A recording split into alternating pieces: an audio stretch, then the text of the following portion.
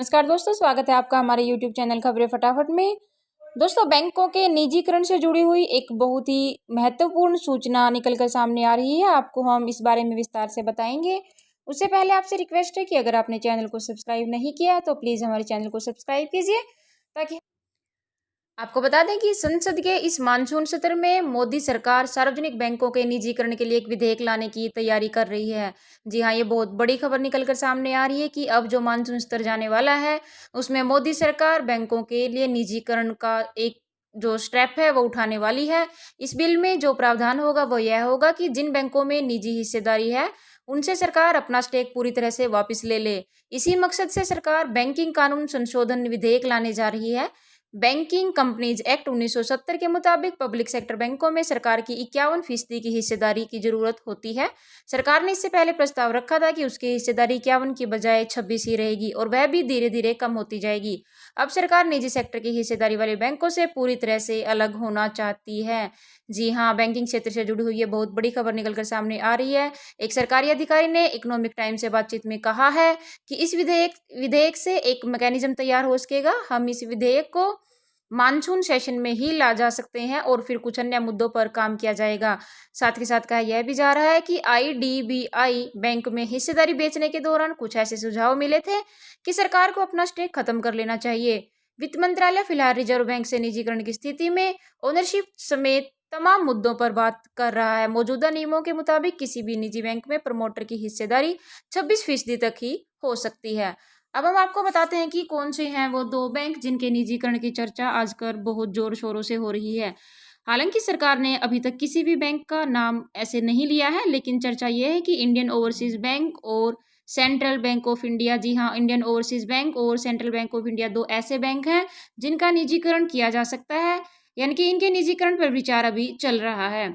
सरकार फिलहाल इन बैंकों में अपनी हिस्सेदारी को घटाने पर विचार कर रही है। अधिकारियों ने कहा है कि हमें निवेशकों, बैंकर्स और इंडस्ट्री से कुछ सुझाव मिले हैं। यदि स्टेक सेल में तेजी लाने में मदद मिलती है तो फिर हम कुछ संशोधनों पर विचार कर सकते हैं। आपको बता दें कि बजट के दौरान ही वित्त मंत्री निर्मला सीतारमण ने ऐलान किया था कि केंद्र सरकार इस वित्त वर्ष में 2 बैंकों और एक बीमा कंपनी में निजी सेक्टर की हिस्सेदारी को बढ़ावा देगा।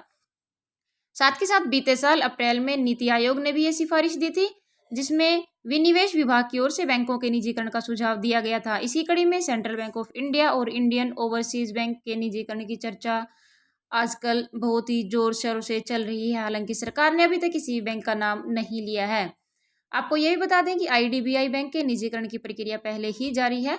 इस बैंक का गठन कंपनीज एक्ट 1956 के तहत किया गया था। ऐसे में उसके लिए किसी भी तरह के कानूनी संशोधनों की जरूरत नहीं थी, इसीलिए इसकी जो निजीकरण की प्रक्रिया है वो पहले ही शुरू कर दी गई थी। तो हमने आपको बता दिया कि 2 बैंक ऐसे हैं जिनके निजीकरण की बात अभी चल रही है।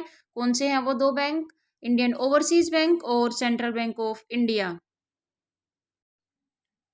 अब हम आपको बताते हैं कि भारतीय रिजर्व बैंक के छुट्टियों के कैलेंडर के अनुसार जुलाई 2022 के महीने में बैंक कुल 8 दिन बंद रहेंगे। आपकी सुविधा के लिए हम सारी छुट्टियों की जानकारी आपको अपनी इस वीडियो में देंगे। इनमें महीने के दूसरे और चौथे शनिवार और रविवार जैसे नियमित अवकाश शामिल नहीं हैं। आरबीआई की छुट्टियों की कैलेंडर सूची के अनुसार सभी 9 छुट्टियां अलग अलग अवसरों के लिए राज्य विशिष्ट अवकाश हैं। हालांकि दूसरे शनिवार और रविवार के कारण 3, 9, 10, 11, 17, 23, 24 और 31 जुलाई को सार्वजनिक और निजी दोनों बैंक बंद रहेंगे। अब हम आपको बताते हैं कि जुलाई में किस किस दिन बैंक की छुट्टियां रहेंगी। सबसे पहले हम आपको बताते हैं कि 1 जुलाई को रथ और या फिर आप बोल सकते हो कि कांग यात्रा की वजह से भुवनेश्वर और इम्फाल में बैंक बंद रहेंगे। 3 जुलाई को रविवार के बैंक बंद 3 जुलाई रविवार को देश भर के बैंक बंद रहेंगे। 7 जुलाई जबकि खारची पूजा की वजह से अगरतला में बैंक बंद रहेंगे।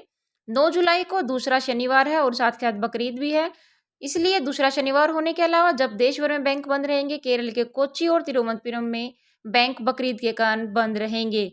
10 जुलाई को भी देश भर के बैंक बंद रहेंगे क्योंकि उस दिन रविवार है। 11 जुलाई को देश भर के बैंक बंद रहेंगे, उस दिन ईद उल अधा की वजह से बैंकों में छुट्टियां रहेंगी। 13 जुलाई को हम बता दें कि गंगटोक में बैंक बंद रहेंगे क्योंकि उस दिन भानु जयंती का उत्सव है। 14 जुलाई को बेह दिन खलम यानी कि शिलांग में बैंक बंद रहेंगे। 16 जुलाई को देहरादून में बैंक बंद रहेंगे। 17 जुलाई को फिर से रविवार है क्यों तो देश भर के बैंक बंद रहेंगे। 23 जुलाई को देश भर के बैंक बंद रहेंगे क्योंकि चौथा शनिवार आ जाएगा। 24 जुलाई को फिर से रविवार पड़ेगा तो इस दिन भी देश भर के बैंक बंद रहेंगे।